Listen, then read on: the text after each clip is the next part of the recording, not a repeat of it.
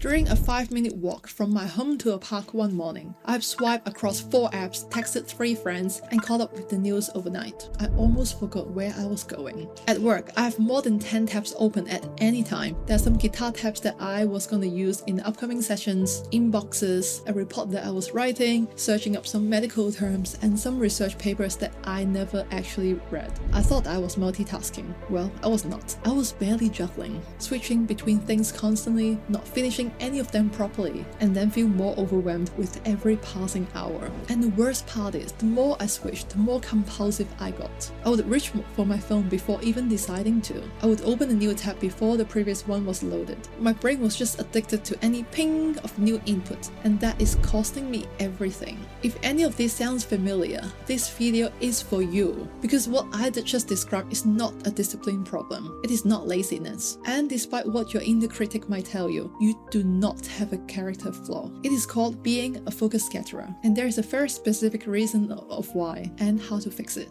I'm Venus. I'm a neurologic music therapist and a former accountant. I work with people who feel overwhelmed, anxious, burnout, or struggling to function at the level that they know they are capable of. I use a framework called T, which stands for time, energy, and attention, to help people identify where their biggest leak is. If you haven't seen the first videos in this series, I will link it up here, but you don't need that to follow along in this video. Today we're going deep on attention, what it actually is, why it is now under attack like never before, and what the research says about getting it back, including one tool that most productivity experts have never thought of because they are not music therapists. Here's something that most people don't know or don't think of. Attention is not one single skill. There are actually 5 distinct types, and you can be strong in some and struggling in others. The most foundational is focused attention, the ability to direct your mind onto something specific in the first place. This is the baseline where everything else builds on. Sustained attention is what most people mean when they say they can't focus. It is the ability to stay within a single task for a meaningful period, studying, writing, deep work.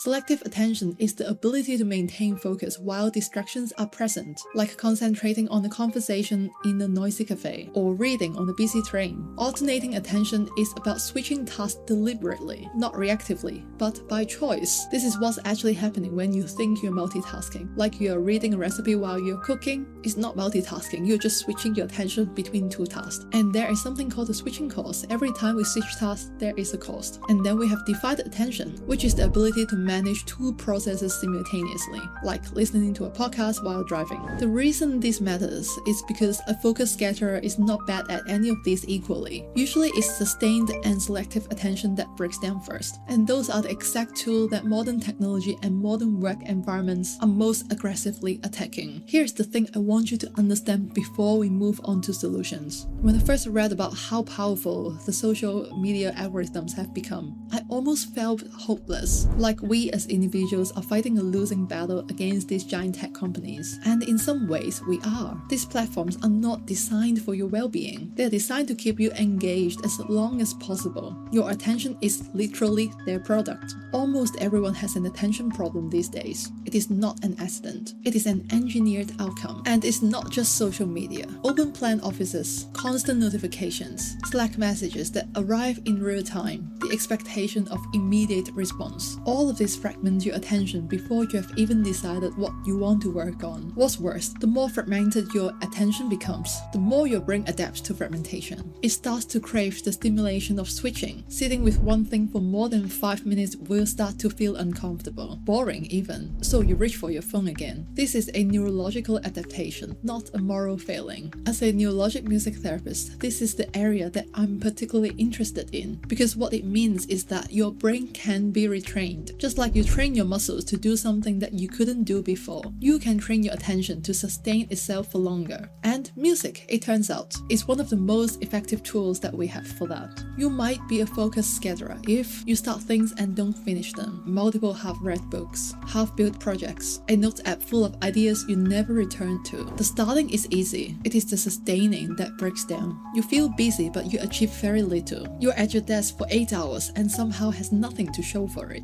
You were active all day, just not on the right things, or not deeply enough in any of them. You reach for your phone without deciding to. This is the telltale sign of a habitual attention problem. The gesture happens before the conscious choice. You struggle to be present in conversations. Your body is there, but your mind is already somewhere else, planning the next thing, rehearsing a response, or just quietly drifting. You do your best thinking in the shower or a walk. This is because these are the rare moments when you're not fragmented by inputs. Your default mode network, the brain's background processing system, it finally gets a turn. The ideas were always there, you just couldn't hear them. If it sounds familiar, you are not broken. You are overstimulated. That's a huge difference. In my clinical work as an NMT, I often use something called Music and Attention Control Training, or MACT, with clients across a wide range of backgrounds and needs. The research behind it is solid, and the principle is simple. Music is one of the most powerful attention anchors that we have. Here's why. Music captures our attention naturally, without effort. It changes our state of mind. It can reduce anxiety that makes focus impossible. And crucially, rhythm provides an external structure that our scattered minds can sync to. Here are 5 ways to use music specifically for attention, drawn from both research and my own practice. Design playlists as environmental cues. Your brain responds to context. If you're always listening to one playlist while you're doing deep work, over time your brain learns. This sound means focus time. It becomes a Pavlovian trigger. The music comes on, your attention narrows. I have a deep work playlist, a creative playlist, and a wind down playlist. They are not interchangeable. Each one tells my nervous system something different. And here's a quick note. I feel that music with lyrics generally is not ideal for language-based tasks like reading or writing. Your brain will try to process both and nothing will work. Instrumental, ambient, or classical music tends to work better for sustained cognitive work. Use rhythm to regulate your breathing and enter flow.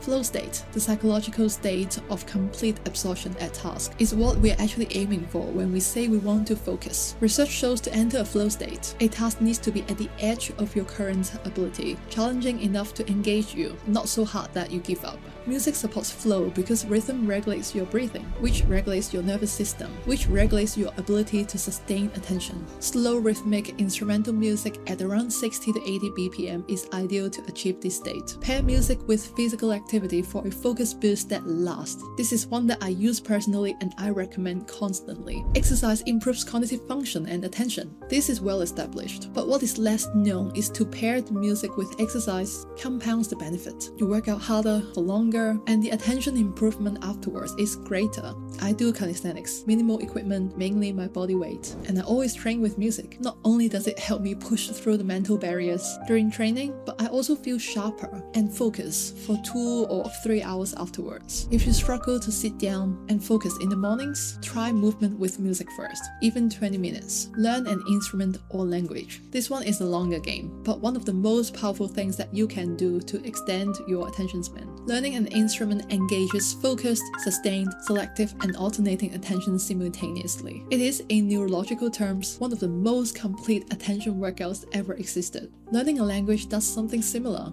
I'm currently learning Spanish. When I left the familiar territory of Chinese characters, difficulty was real, and that difficulty is exactly the point. Your brain grows when it's challenged. You don't need to become fluent. Even 10 to 15 minutes a day of genuine learning, something that requires your full attention. It rebuilds your capacity to sustain focus for the rest of your life. Use a wind down playlist to actually stop working.